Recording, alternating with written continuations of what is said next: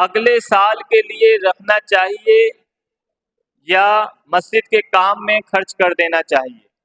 देखें, अगर ख़त्म कुरान का चंदा लिया है तो आप मस्जिद में इस्तेमाल नहीं कर सकते हैं, क्योंकि ख़त्म कुरान के लिए ये चंदा आया है। अब ख़त्म कुरान ही में ये चंदा इस्तेमाल होगा, मस्जिद के काम में इस्तेमाल करेंगे तो तावान देना पड़ेगा। अब ये चंदा क्यों बच रहा है?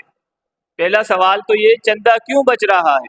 जितना चंदा बच जाए आप इसी अमले के अंदर तकसीम कर दें, लेकिन हमारे यहाँ ये बहुत ज़्यादा समझे कि वबा है कि हम इन चंदे को भी बचा लेते हैं, फिर इसका नतीजा क्या आता है कि अगले साल तक पड़ा रहता है।